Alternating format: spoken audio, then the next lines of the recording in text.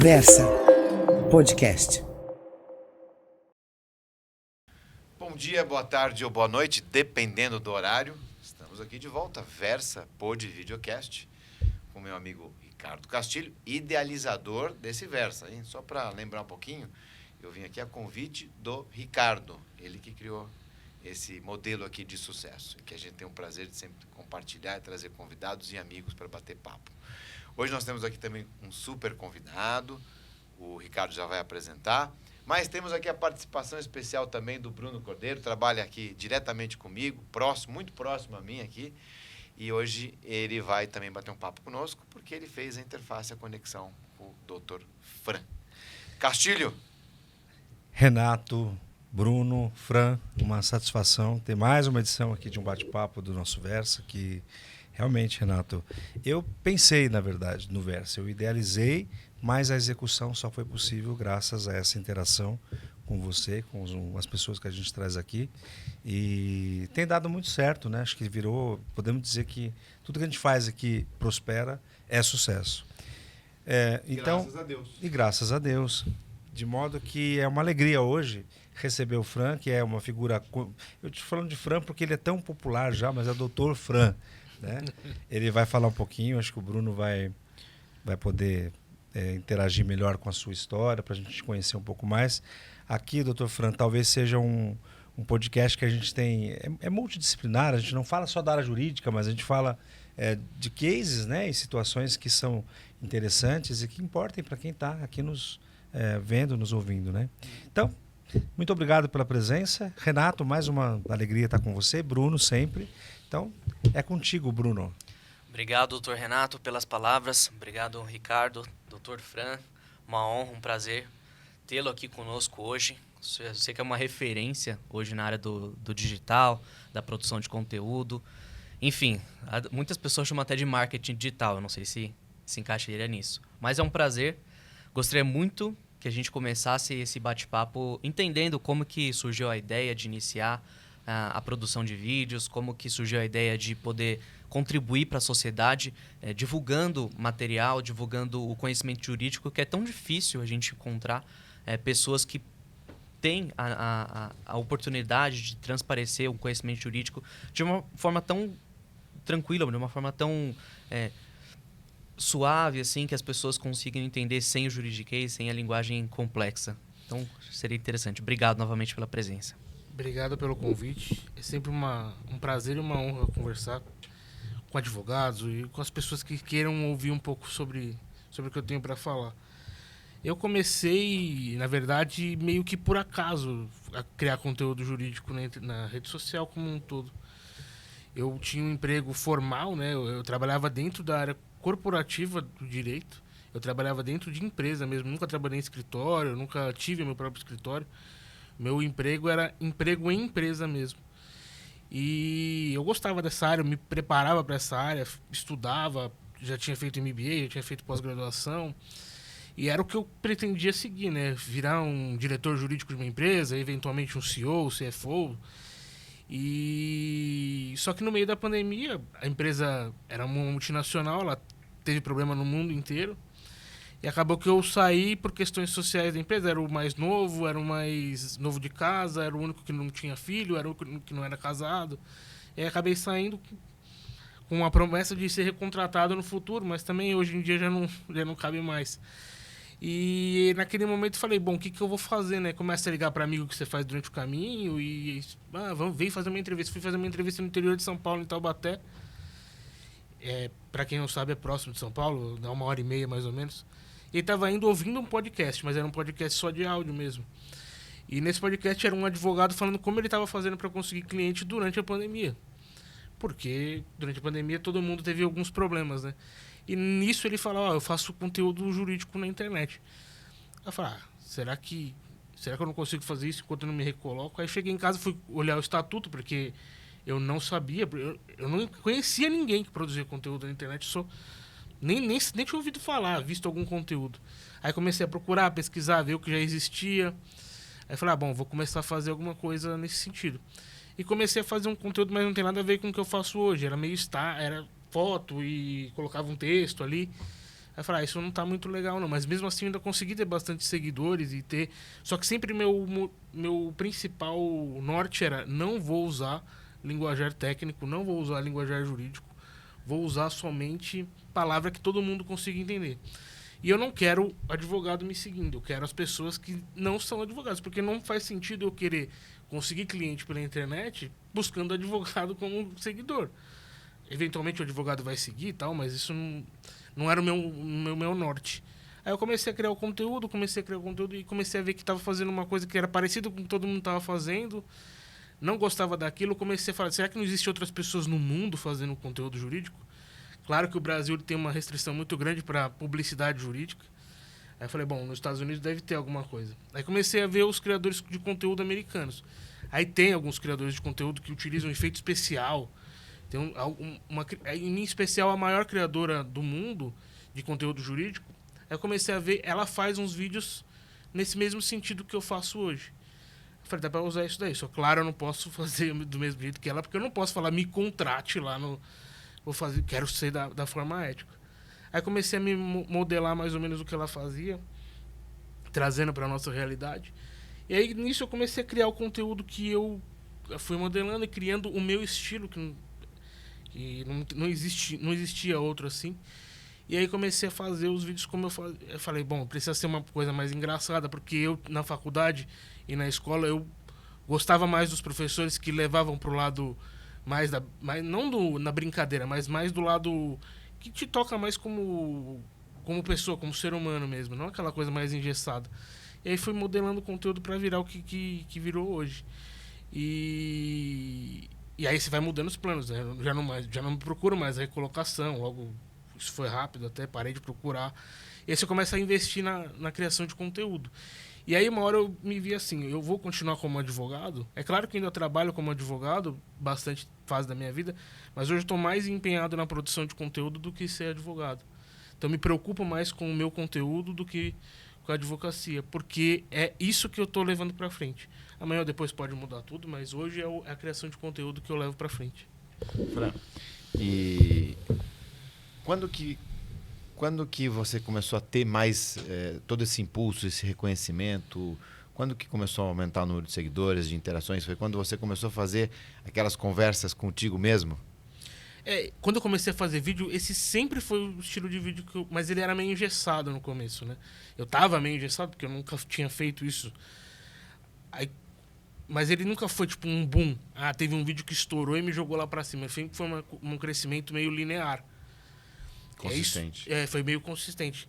É isso que faz com que esteja chegando a números altos, porque não foi um negócio boom, e aí, lógico, quando você tem um boom, as pessoas deixam de seguir logo depois de um tempinho. Não, meu crescimento ele sempre foi meio linear. Sempre foi... Nunca tive um vídeo que viralizou ao ponto de chegar, sei lá, 100 milhões de views. Não existiu isso. Sempre foi um negócio meio linear. E hoje você faz quantos vídeos? Qual que é a frequência? Sempre que eu comecei, eu coloquei... Analisando o mercado de produção de conteúdo, eu foquei em fazer um conteúdo por dia. Sempre que eu comecei. Quando eu comecei a fazer vídeo, eu falei, vou fazer um vídeo por dia, vou me focar nisso. Então, eu ainda trabalhava como advogado bem efetivo mesmo. Então, o que eu fazia uma analogia? Eu tenho um prazo fatal por dia. É um prazo fatal por dia que eu tenho que cumprir. Senão, eu vou perder o processo que é a criação de conteúdo na internet. Então, isso eu coloquei na minha cabeça e foi até hoje. Até hoje é pelo menos um vídeo por dia.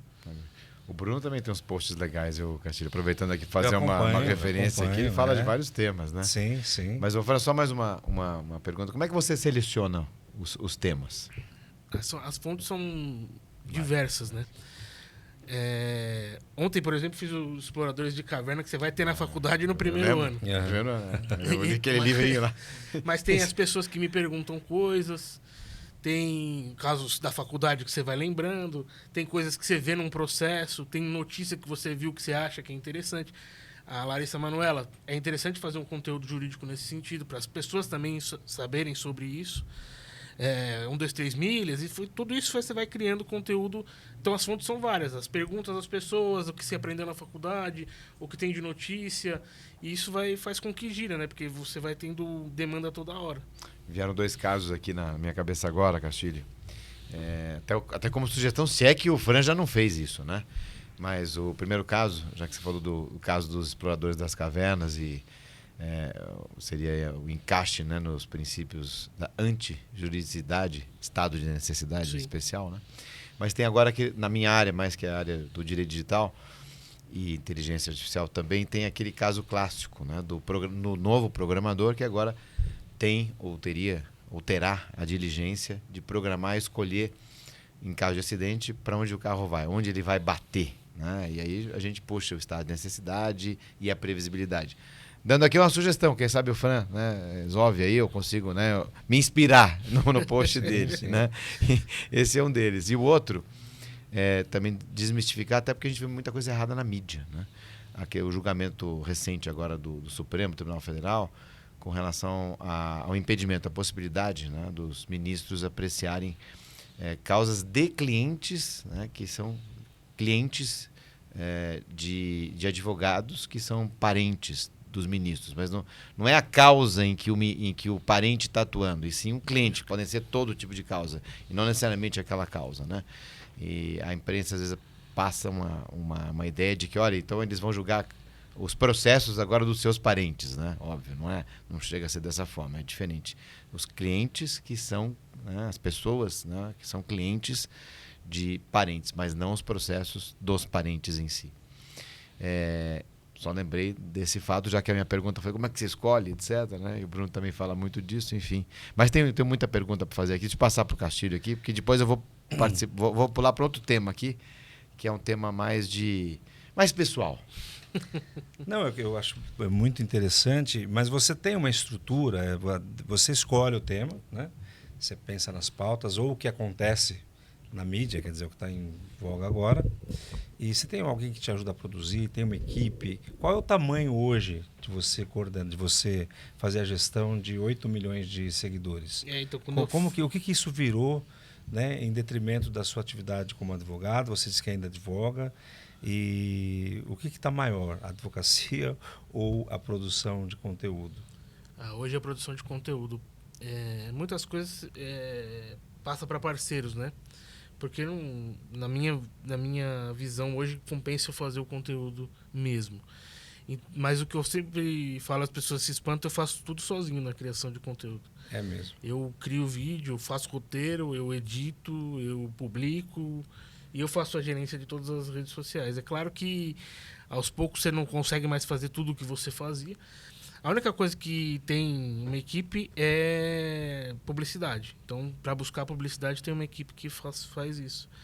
Mas a gerência do conteúdo em si, tudo sou eu. Desde a criação até a publicação. Porque sua meta era um vídeo por dia. Você mantém essa meta ou você tem feito mais do que isso? Não, eu tenho feito mais do que isso. Eu coloquei uma meta pessoal esse mês que eu queria, no TikTok em especial, fazer 100 milhões de visualizações no mês. Tá beirando 89 milhões. Então pode ser que eu não bata os 100 milhões, mas era o que eu coloquei na cabeça. Então às vezes eu crio essas coisas na minha cabeça. Então eu tenho que produzir o máximo de conteúdo que eu puder para bater essa meta. Então, eu acho que é uma curiosidade que todos têm, né? Não sei. Como que isso é monetizado, né? Quando começa a monetizar e de que forma? Qual é como funciona essa questão da monetização desses conteúdos? Você tem 2 tipos de monetização, né? Você tem a monetização paga pela plataforma para você postar os vídeos lá. E você tem a monetização feita por publicidade. Eu só aceito publicidade que possa se encaixar com o meu estilo de conteúdo e só aceito publicidade que seja de empresas idôneas, né? Que eu sei que são empresas idôneas. Então, esse tipo de monetização, para mim, ele é um pouco mais difícil. Eu não vou fazer publicidade de cassino online, eu não vou fazer publicidade de aposta, porque não faz jus ao meu conteúdo, às pessoas que eu quero alcançar. E eu tenho, na minha cabeça, uma reputação que eu não quero quebrar com esse tipo de coisa. Então, publicidade ela acaba sendo mais escasso no meu caso. Mas eu faço, por exemplo, a publicidade tem que ter a ver com direito também. Então, a empresa tem um produto e ela quer divulgar alguma coisa, encaixa nisso. E tem a monetização das plataformas. A plataforma pagando para produzir o conteúdo lá. A única que não paga hoje é o Instagram. Mas, por exemplo, o YouTube paga e você tem um nível lá para você chegar primeiro para depois ele começar a pagar. O TikTok paga, o Facebook paga, o Kawaii paga. O Twitter vai começar a pagar, mas o Instagram é o único que não paga diretamente, né? Só vai pagar com prestígio e você conseguir fazer publicidade, porque é a plataforma que mais enxerga número, né?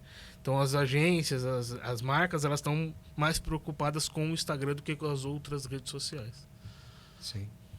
Fran, você falou sobre o TikTok.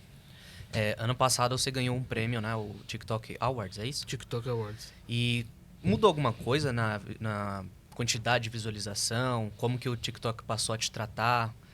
O que isso implicou? E como que foi esse processo aí do prêmio? Porque eu lembro que você chegou a divulgar lá para pedir para as pessoas votarem, mas isso tem algum impacto de fato ali no número de visualização? Ou é mais para poder te ajudar mesmo no dia a dia? Impacto na visualização não teve. Mas é um prêmio que, como é votação popular, eu enxergo como melhor do que se você é indicado por um júri ou alguma coisa técnica. Porque as pessoas têm que se mobilizar para votar em você. E eu concorria com pessoas tão grandes quanto eu naquela época no TikTok. E inclusive advogados, né? Tinha uma advogada que concorria ao prêmio também. E é mais gratificante do que ter algum resultado. Porque não muda número, não muda muita coisa. Mas é um prêmio, né? É um prêmio dado pela plataforma e é um prêmio global. Ele tem versões em todos os lugares que ela está situada. Foram quantos votos? Eles divulgam a quantidade? Eles não divulgam a quantidade de votos de cada um, mas passa de 1 bilhão de votos todo mundo. Tem uma questão que eu disse que era pessoal. Vou falar de comentários e de mensagens. Que tipo de mensagens você pode trazer pra gente aqui? Algo cômico, engraçado ou curioso? Até vai ter mensagem absurda, né? E que não cabe nem falar no local. Porque as pessoas, elas não têm discernimento, assim, não importa quem seja. E a rede social, ela só vai amplificar isso cada vez mais, né? Então você tem comentários mesmo, você não vai ter um comentário muito absurdo, desde a pessoa falando da minha falta de cabelo, você vai ter coisas assim lá, mas é tudo leva na esportiva. É claro que você vai ter gente que não gosta do que você está fazendo, inclusive colegas que não gostam do tipo de conteúdo que eu faço. E tá tranquilo, cada um vai gostar do que quer, né? Mas ofensas acontecem. Então, se tem haters lá também, eu normalmente bloqueio. Mas, assim, mensagens absurdas, você vai ter de tudo lá. De tudo que você possa imaginar, já deve ter chegado alguma coisa pra mim.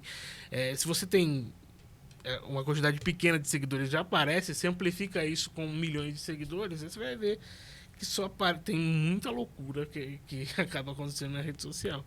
Mas você tem que levar um pouco no bom humor também, né? Algumas coisas são absurdas que você tem que levar para frente, até às vezes tornar uma ação penal aí, mas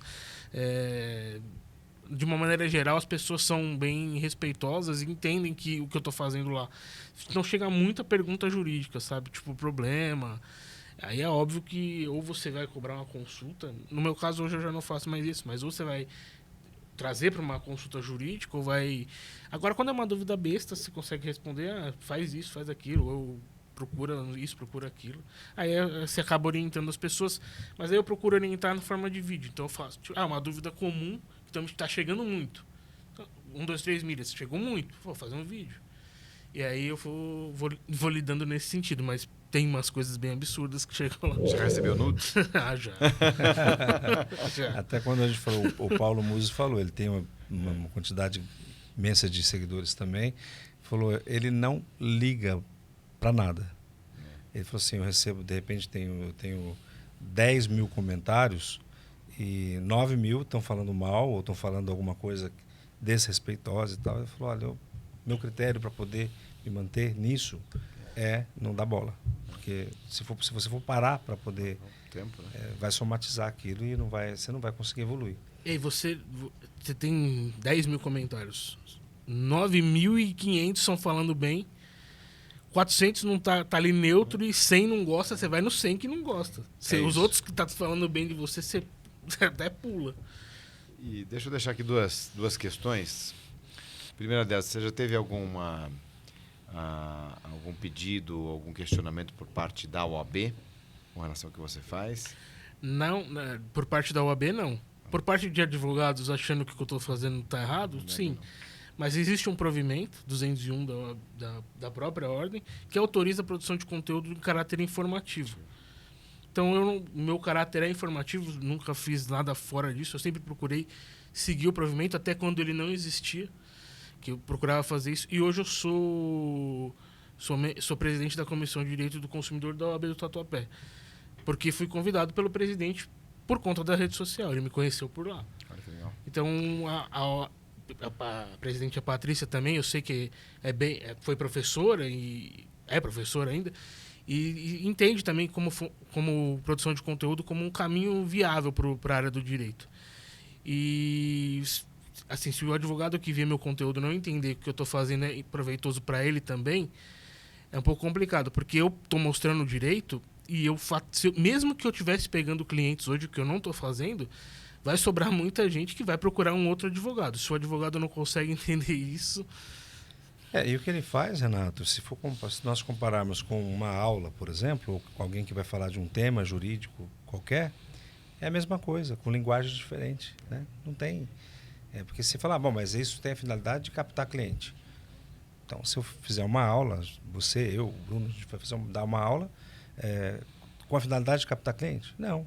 Tem o caráter informativo. E penso até que a Lei 8.906 do nosso Código precisa ser atualizado, precisa ser ampliado para que possa trazer questões novas, né, que vêm surgindo aí para esclarecer essas questões que ainda são obscuras, né? O provimento já melhorou, né? Trouxe essa novidade aí do conteúdo jornalístico, Sim. Você já pode ter alguns anúncios, enfim, mas tem muito espaço mesmo. Tem muitos passos.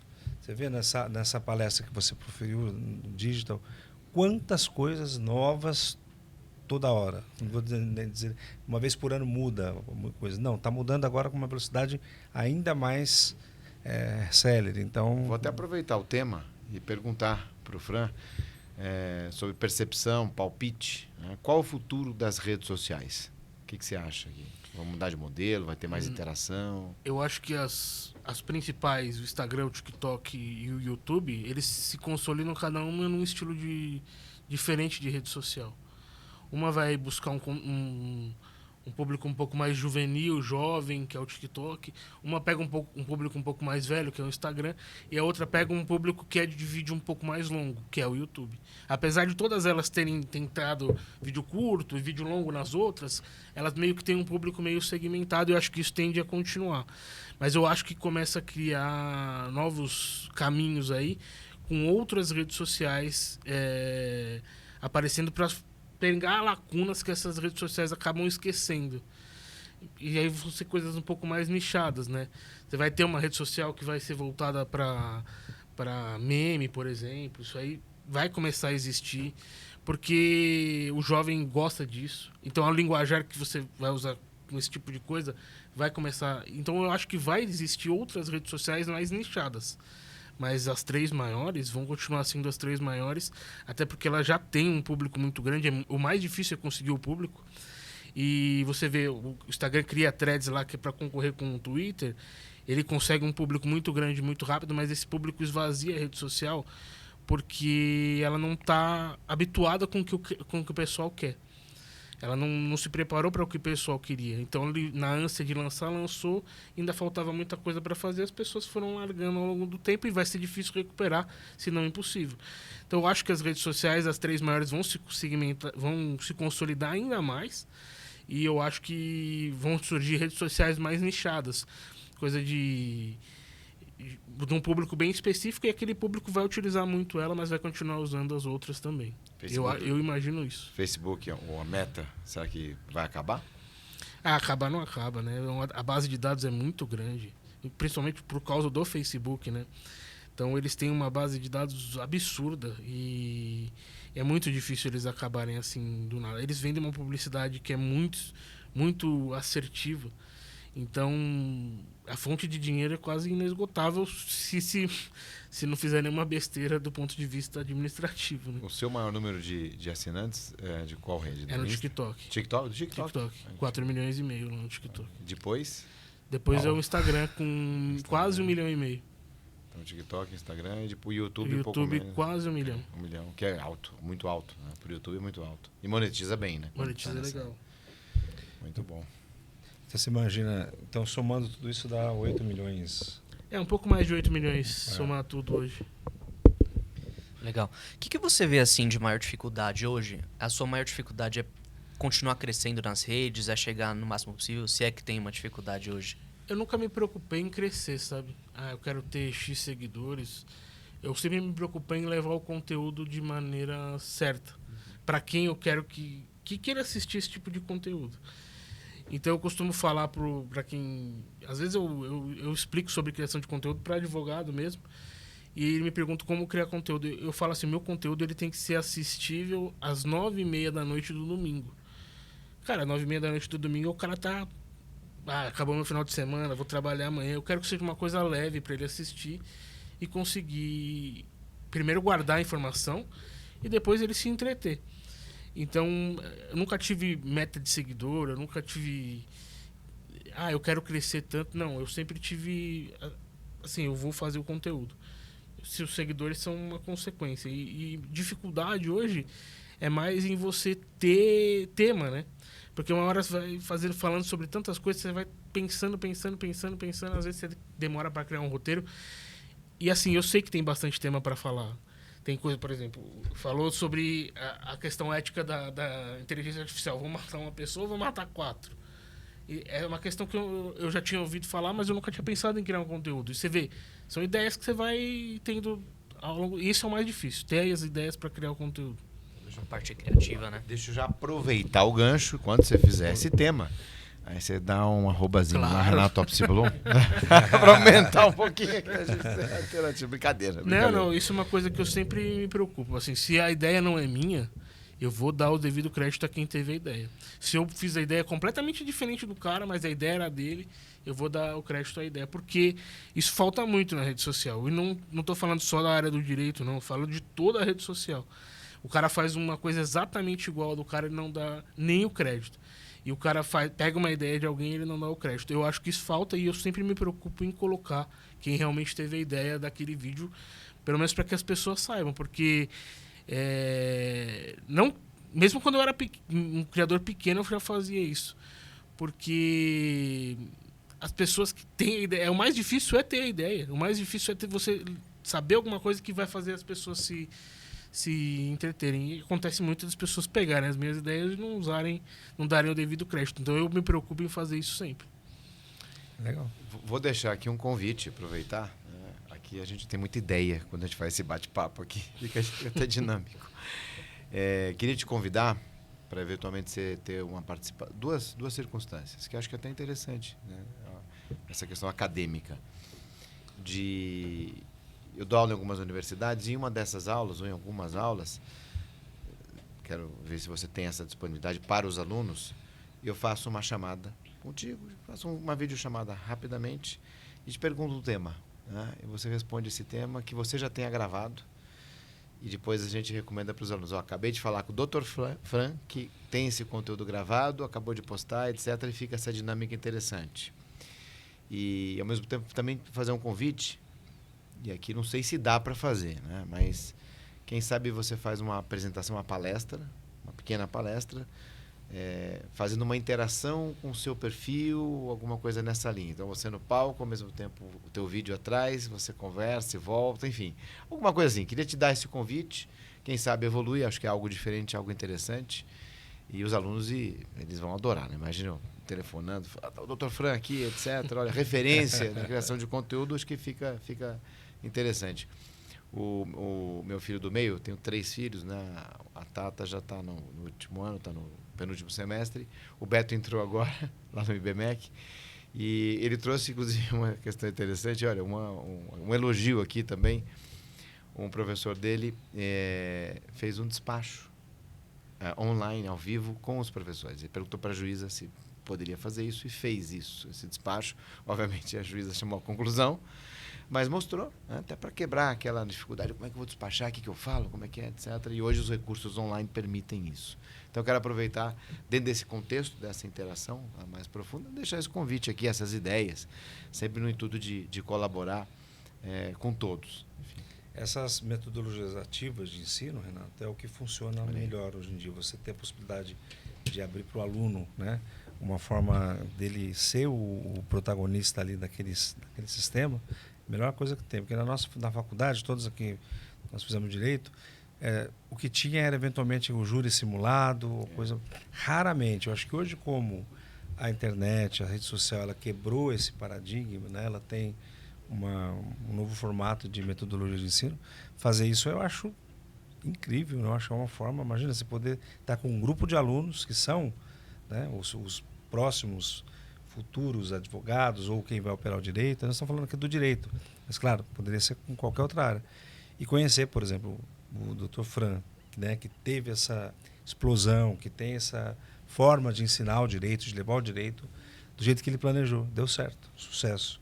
Então, acho muito boa a sua ideia. Quem sabe implementar nas universidades, sugerir aos professores, olha, façam essa interação. Começar a trazer o que é tech, né? O ensino nesse formato. Fazer um call aqui, a gente pega e tal. E hoje a tecnologia está aí para isso mesmo. Ótima ideia. Bem. Imagina a alegria falar com o Dr. Fran. A gente pega... até aula anterior, a gente se prepara o aluno. Cada um seleciona um tema, né, do Fran para debate. Vira um seminário também, começa o seminário e falou, pessoal, temos uma visita aqui. Estão estudando, está aqui o Dr. Fran. Falem com ele aqui, olha que legal. Social, a parte social é muito boa, né? Sim. Fran, eu queria saber também que você contasse para nós alguma situação inusitada que você teve aí de interatividade com seus seguidores, uma coisa curiosa que você possa relatar para nós. Então, ganhar o TikTok Awards é uma situação bem curiosa, porque eu nunca imaginei que teria uma força tão grande das pessoas que me seguem ao ponto de se mobilizar para votar em mim num prêmio. E aí foi entregue para Sabrina Sato, tal, tem uma cerimônia, tal. E é uma situação que eu nunca me imaginei, assim. Eu era advogado,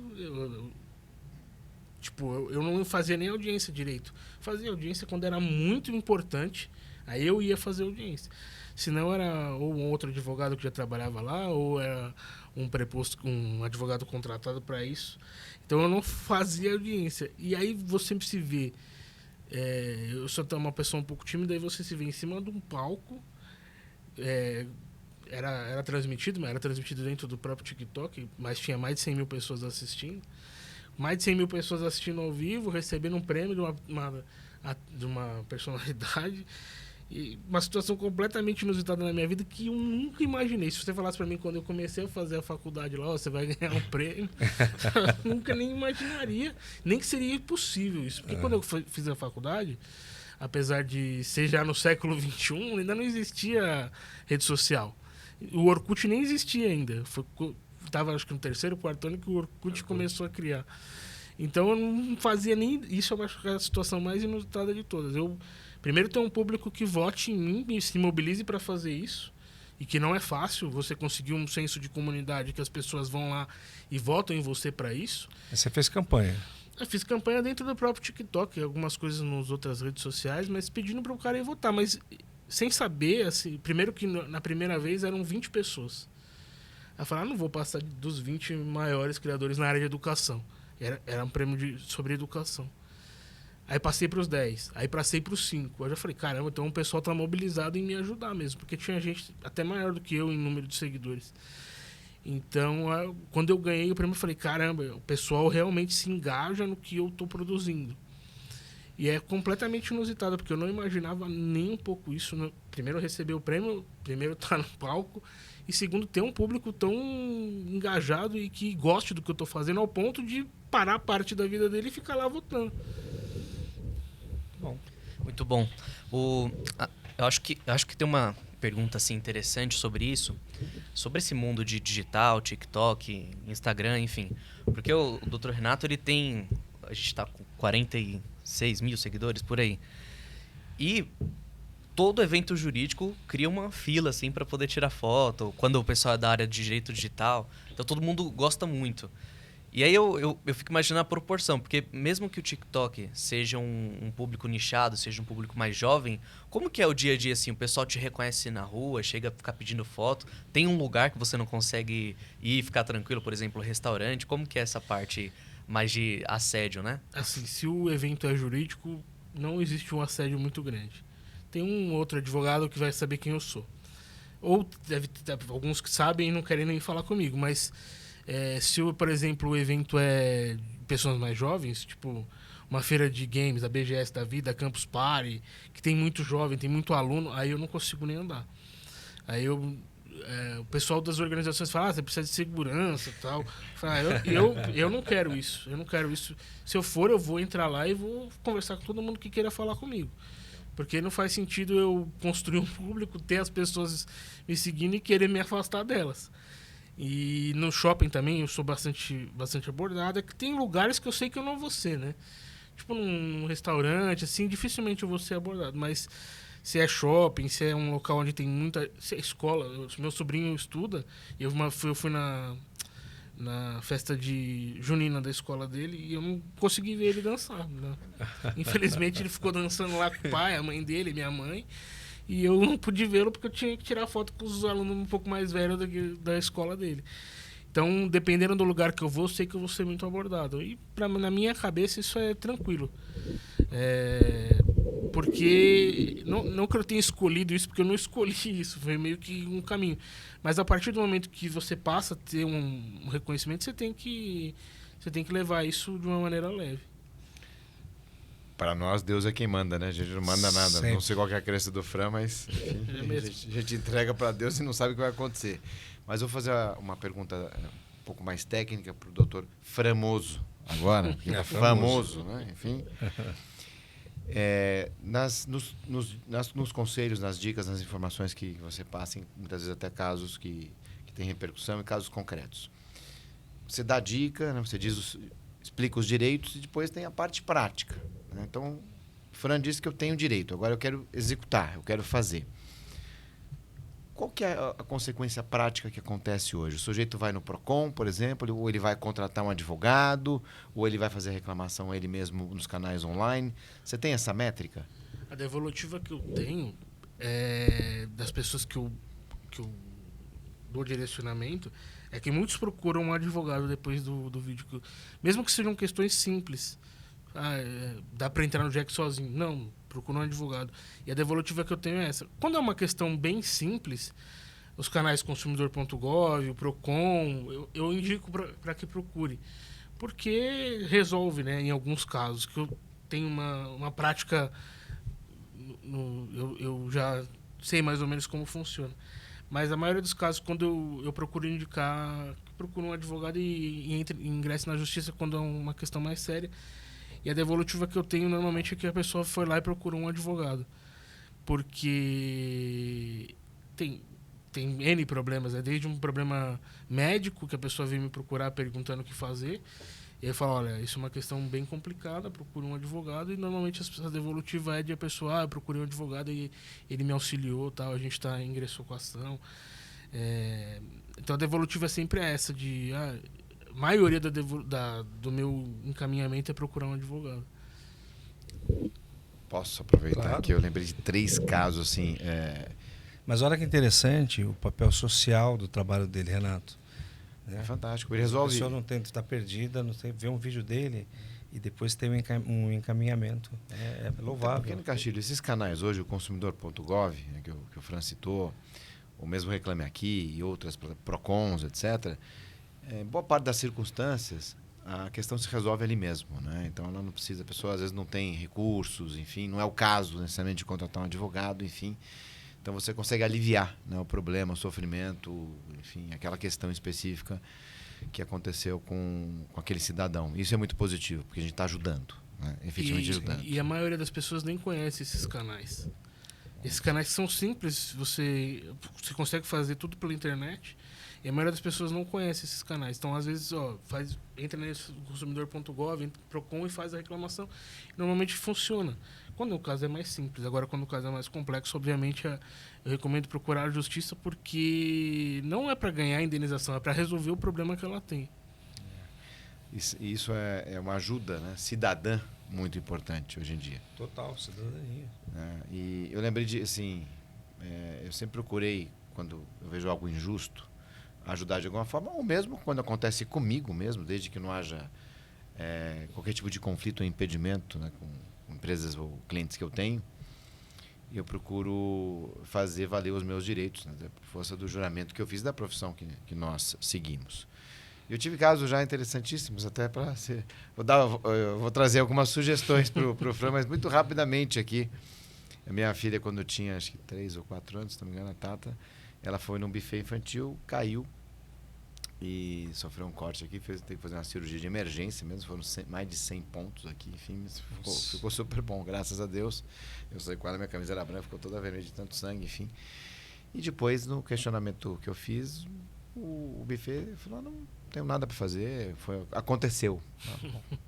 Só para encerrar, a indenização foi no limite máximo do JEX e depois da ação ordinária na jurisdição comum, acabou até gerando um bom acordo para ela na época, né? Uma outra questão curiosa que eu tive, de uma câmera que eu comprei, numa palestra que eu fui fazer no Paraná, e a câmera não foi entregue e eu ia dar de presente para minha esposa de casamento, de aniversário de casamento de surpresa. Acabei dando um brinde de papel, dizendo, olha, uma hora vai chegar a tua câmera. Uma hora chega. Assim, foi também. Uma questão recente que eu tenho, eu comprei 3 protetores solares. Na verdade, eu comprei 5, né? Porque era caro, o produto caro, eu comprei no 5, era mais barato, né? E os últimos 3 não funcionavam, de jeito nenhum. E o sujeito falou, não, mas você tem só 30 dias, né, para reclamar. Eu falei com muito jeito, falei, não, mas não são só 30 dias, né? Ainda que passe, né? São 90, mas ainda que passe, nesse caso é um vício oculto, então vai para os 5 anos. Não, aqui é só 30 dias, enfim. São questões interessantes, que o direito ele é apaixonante, enfim, mas eu só lembrei disso aqui dentro dessa ação social, né? Que o Fran faz muito bem. Hoje eu devo ter pelo menos uns 1.500 vídeos já feitos. Então eu tratei de direito do consumidor, eu acho que eu tratei de tudo que dá para existir, acho que o direito do consumidor nas dúvidas das pessoas. Então, essa questão do vício oculto no produto eu já tratei. Assim, tem muito tema no direito e eu tratei de bastante coisa do direito do consumidor nas minhas redes, viu? Porque eu era conhecido só por ser direito do consumidor. Esse ano que eu comecei a falar sobre todos os pontos de direito que eu acho interessante. Mas antes era só direito do consumidor. Não sei se você já tratou, mas vou passar para o Bruno, que o Bruno me ajuda também quando eu estou fora nas redes. Bruno, o que chega mais de pergunta, de pedido de auxílio nas minhas redes, Bruno? Sugerindo que o Fran possa fazer aí um vídeo esclarecedor. Olha, é que chega muita coisa. Mas da área do digital, o que acontece? Como que eu recupero? Né? Da área do digital, olha só. Todos os dias alguém pergunta: como que eu faço para recuperar minha conta no Instagram que foi hackeada? Ou do WhatsApp, ou do Facebook. Todos os dias. É a mesma... Já fez? Já tive minha conta hackeada. Mas você já fez vídeo disso? Já fiz vídeo. Quando eu tive minha conta hackeada, foi o SimSwap, né, que aconteceu comigo, lá em 2021. E na época eu não conhecia, né? Aí depois eu fui entender, fui estudar, fui ver como é que fazia. Eu tive o auxílio rápido da própria Meta, por intermédio de uma pessoa que eu conhecia. Mas essa pergunta também chega para mim bastante. Todo dia. Mas não é fácil. O que fazer no caso, né, de furto ou roubo de dispositivos, em que há apropriação da senha, né, quem comunicar, enfim, dentro dessa ação social, né?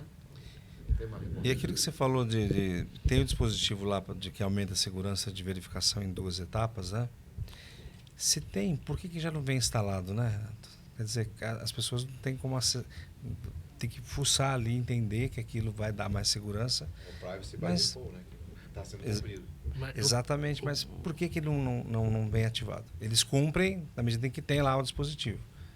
Aciona. É que o problema maior das redes sociais é que o problema de segurança é na operadora. O cara consegue pegar o teu número, transmitir para um chip virgem e usar o teu número. E a partir do momento que você tem o seu número num outro chip, a segurança de 2 etapas, se tiver no número de celular, o cara consegue burlar e pegar o número para ele, mesmo utilizando a utilização por 2 etapas. Porque a senha tá lá e a outra etapa é o número do celular. O número do celular já não tá mais com você, tá com o cara, ele vai conseguir. Já vou aproveitar e deixar a dica de como gerenciar isso. Então, aqui, ó, ação social. Doutor Aqui. Fran, doutor Renato. Não deixem de colocar a senha no chip, no SIM card, ainda que seja eletrônico. Coloque a senha, porque quando o sujeito ele se apropria do seu chip e coloca em outro dispositivo, ele não vai conseguir ativar aquele chip. Então, isso ajuda bastante. Como faz isso, Renato?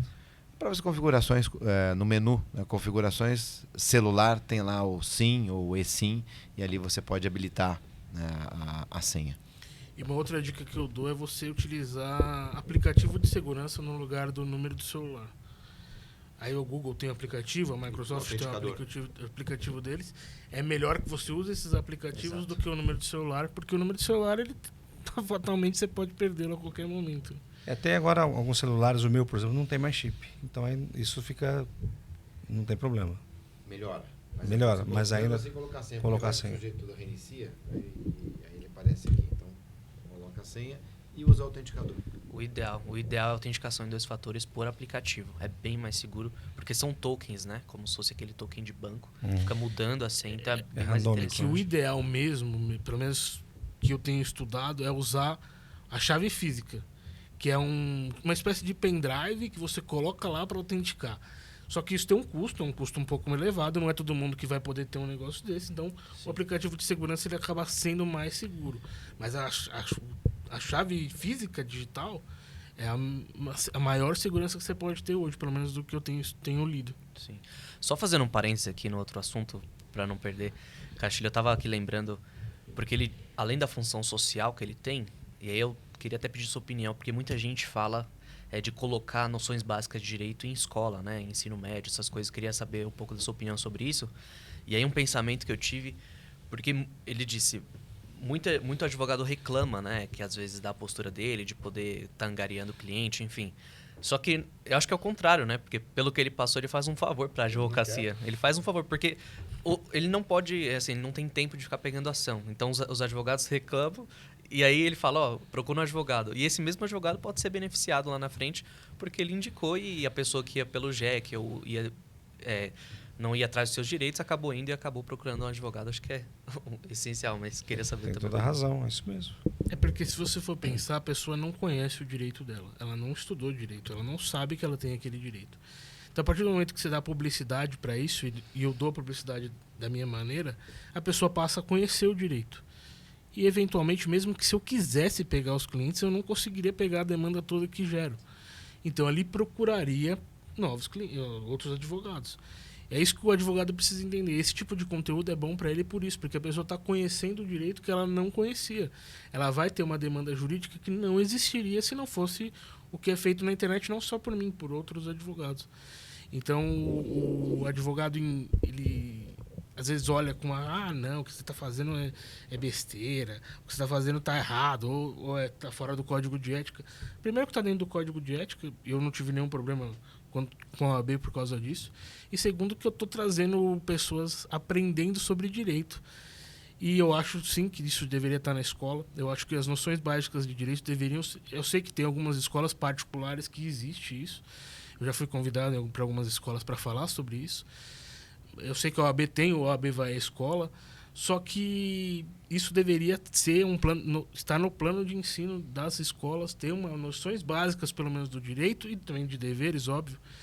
Mas eu acho que é o caminho para o cidadão melhorar, é ele conhecer os seus próprios direitos e também saber dos seus deveres.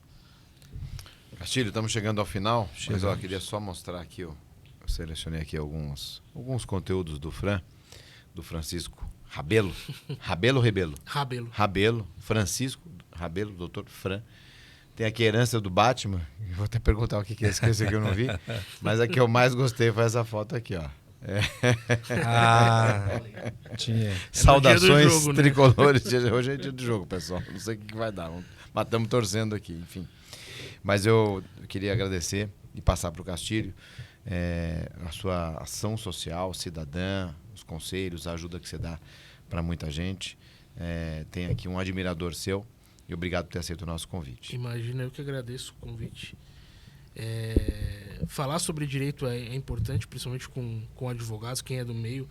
E o elogio de quem é do meio é muito gratificante, porque tem muito advogado que não gosta do que eu faço, mas tem muito advogado que eu sei que gosta mesmo do que eu faço, então é sempre bem gratificante esse tipo de elogio. Muito obrigado mesmo. Bom, você tem mais um fã, porque realmente eu trabalho com educação há muitos anos e toda forma de ensinar que seja que tenha como condutor alguém que consiga levar a informação é o que você está fazendo.